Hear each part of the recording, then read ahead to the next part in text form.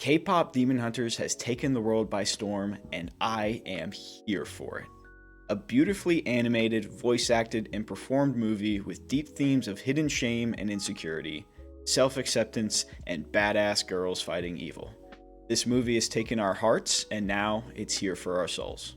But before we get into it, hi, my name is Caden, and I'm here with XP and Empathy, where we break down our favorite stories and why they moved us so emotionally and mentally. Without further ado, let's get into it.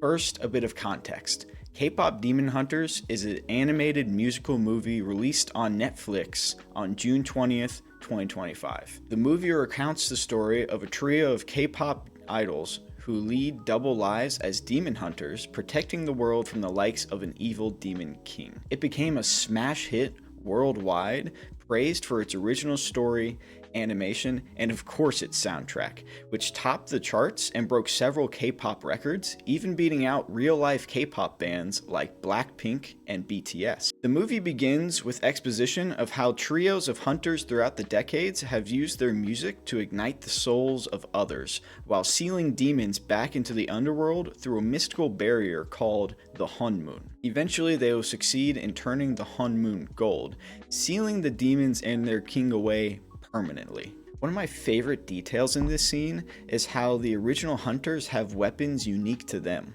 showing us that each hunter gets to pick the form of their weapon to match their style. Just like how Zoe's throwing knives match her fast-paced rapping, Mira's polearm is flowing and smooth just like her dancing, and Rumi's sword is versatile and strong like her vocals. We are then introduced to the modern trio of hunters through the perception of their fans and then to them personally.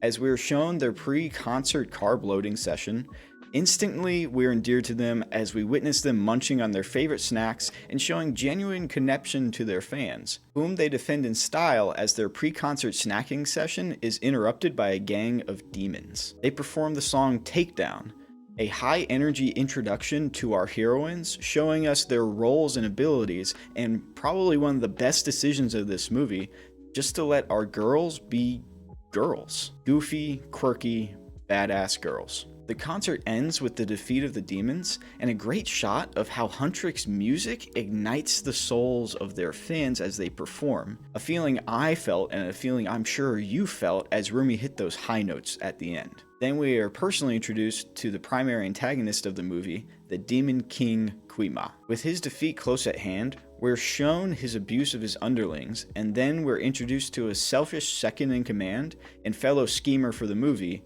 Jinu, and his demon boy band. Mira and Zoe attempt to take a much-needed vacation to their couch, which is cut short by Rumi releasing their new single, the song Golden. Evidently in an attempt to seal the Hunmoon, although we know that her drive really comes from her desire to seal the Hunmoon and be rid of her demon patterns. Executive producer Ian Eisendrath has stated that Golden serves as the I Want song for the movie, exploring our girls' purpose and inner thoughts as we're given some hints into their deeper insecurities. While preparing for their first performance of Golden, we are shown Rumi's patterns for the first time, and the lyrics she sings about her inner thoughts getting to break her walls down and reveal her true self to her friends. After losing her voice while trying to perform Golden, we're shown her patterns spreading to her throat, and it's revealed that Celine, her adoptive mother, taught her to cover up her patterns inherited from her demon father, and that by sealing the Hunmoon, her patterns will disappear. Although we see very little of Celine, we're shown that she taught Rumi to be ashamed of something out of her control, something that would prevent even her closest friends from accepting her. Not good parenting. As a quick aside, I really love how the lyrics that Rumi gets stuck on are the ones about not hiding any longer and her belief in their mission, showing us that Rumi struggles a lot with her conviction in those beliefs. And even with her patterns removed, Rumi would still be lying to her friends, holding on to the secret about this whole other side to her. I also interpret her growing patterns as a metaphor for her growing anxieties and identity crisis the closer she gets to achieving her goals. Although Rumi's friends are supportive and protective of her, she still can't bring herself to reveal the true reason why she's losing her voice.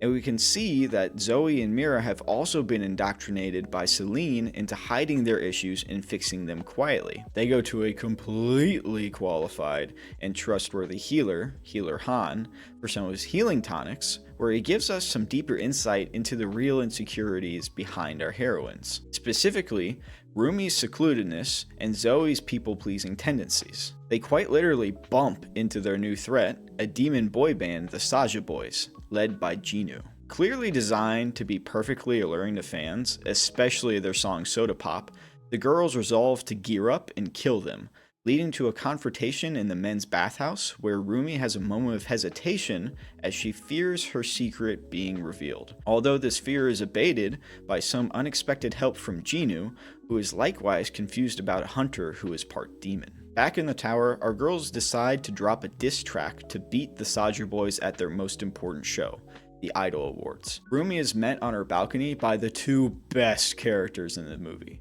Derpy, the clumsy tiger, and Sussy, the side-eyeing magpie. They lead Rumi to a secret meeting with Jinu, where she promptly assassinates a mannequin, and Jinu roasts her fashion sense.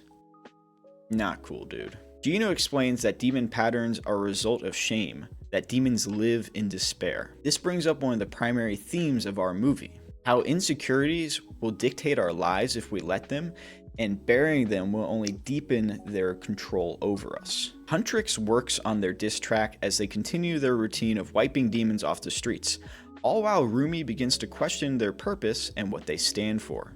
During a fan meet and greet, crashed by the Saja Boys, Jinu brings up another valid point, which is how hate cannot defeat Guima. Just how hate and anger in the real world will not rid us of our insecurities and perceived flaws. Mira chats with Rumi about her growing suspicion that Rumi's hiding something from her, giving us our first glimpse at Mira's trust issues that Healer Han couldn't discern earlier. Although on the surface, this scene may serve to show us how Mira is catching on to Rumi's lies, it also deepens the characterization of Mira here, showing us her attempt to quell her growing trust issues with those that she considers family. Rumi has another business meeting with Jinu, where she promises to help him as long as he helps her defeat Guima. When questioned, she reveals that she thinks of herself as a mistake and places hope on his redemption because it means there's also hope for fixing herself. This beautiful scene is topped off with Rumi stating that nobody else gets to decide if you feel hope. The choice is always yours. Rumi's self-doubt, thinking of herself as a mistake, is unfortunately a perspective that many share. And the need to overcompensate through perfectionism is something that I've experienced and you may have experienced as well. This is one of the many reasons that a lot of us connect to Rumi's struggles. Unable to support their new diss track, Takedown, Rumi, Mira, and Zoe begin to drift apart as they disagree about using such a hateful song about demons to defeat them, with Rumi even lashing out at Mira about her growing suspicions to cover up her own internal struggle.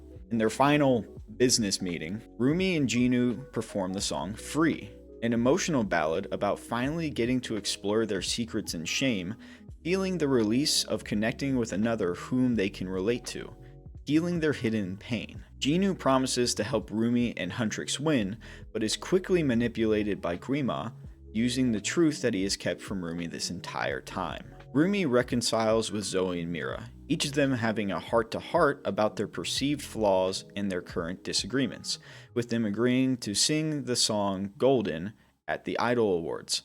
Although Rumi doesn't come clean about her true secrets, likely because she feels it's unnecessary with the defeat of Guima close at hand. At the Idol Awards, Huntrix performs Golden, with Rumi finding her voice again, being able to now truly believe in her lyrics, and no longer needing to hide.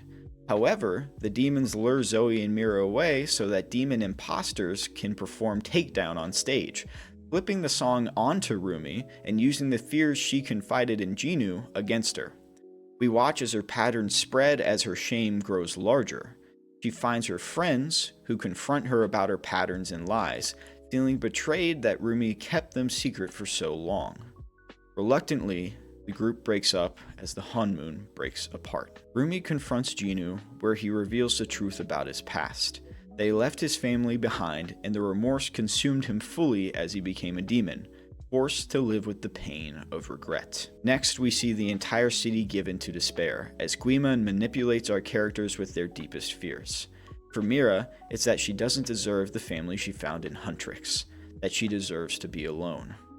For Zoe, she fears that she doesn't belong anywhere as she tries too hard to be accepted by others and still comes up short. And for our sweet, supportive manager Bobby, he fears that his efforts were not enough to keep the girls happy and together. As the entire city falls into a trance, we find Rumi running to Celine for guidance. We can see her half-demon side coming through, as her shame threatens to take her over completely as she gives into despair. At this moment, she cannot reconcile her lies and fears, truly believing that she is nothing more than a mistake. We actually get more characterization for Celine here, as she explains that she can fix everything by covering it up with even more lies, showing how her parenting instilled these original insecurities into Rumi. We can also see how Celine struggles to overcome the teachings passed down through generations, that hunters must cover up their flaws and faults, teachings that compounded generational trauma until they reached Rumi, who is an exception to their rules. Rumi confronts Celine about these teachings, asking her why she couldn't love all of her, which drives home the real reason why Rumi always felt her demon side was a mistake. Celine explains that she has no idea how to balance these teachings with her love for Rumi. It's at this moment that Rumi comes to a realization, expressing her eagerness to see the Hun Moon destroyed as she disappears. We find Jinu and the Saja boys performing a final concert, designed to lure the public into willingly give their souls to Guima. They perform Your Idol, a song dedicated to manipulate the audience into hiding their shame, their flaws, their pain, and giving into despair as the only option. This number is interrupted by Rumi, who launches into the final song of the movie, and my favorite song, What It Sounds Like, revealing her flaws and faults, accepting them as part of who she is. This awakens Mira and Zoe, who join Rumi, allowing themselves to be vulnerable and singing about their mistakes with hiding their imperfections. They battle Guima and his demons as the song inspires the audience, and Jinu, who apologizes to Rumi in a moment of self-sacrifice and reveals that she gave him his soul back, which he gives to her. Armed with the support of Jinu and the audience, Huntrix completes their self-acceptance as they banish Guima and create a new Hun Moon. After a quick bathhouse break, they go back to interacting with fans without the mask they wore over their flaws. So what can we take away from this story? Well, I think it's obvious that Guima is the personification of guilt, shame, and fear. He manipulates others into hiding their imperfections until they consume a person, completely taking them over. The movie shows us that as we lie and mask our flaws, their power over us grows, just as Rumi's patterns spread and Guima increases in size. But they don't have to be as dramatic as Rumi's patterns, because we can see Zoe and Mira holding on to their own insecurities. Zoe's are explicitly stated by Healer Han, but Mira's are harder to read. Slowly we see Mira's suspicion grow over the movie, which we can interpret as her catching on to Rumi's lies, but also shows us that Mira is a pretty apprehensive and suspicious person, especially when it comes to her close relationship with friends and family. And one of the biggest points of the movie is seeing how keeping our own secrets and lies can compound and increase the insecurity of those around us. Ultimately, all of them give into despair and allow their doubts to overtake them. But ultimately, we have a solution, as the movie shows us at the end with the performance of What It Sounds Like, where we can dispel our shame by being open and honest about our flaws and accepting them as part of who we are. We are beautiful and we're imperfect.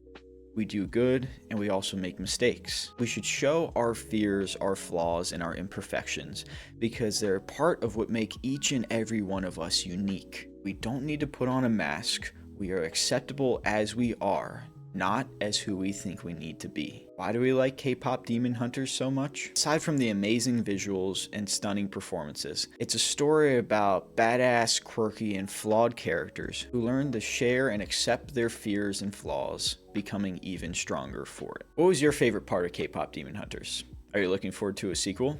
Let me know in the comments below. If you enjoyed this video and you want to see more from XP and Empathy, consider leaving a like and subscribing. My name is Caden, and remember, do good, be kind, and keep writing your own story.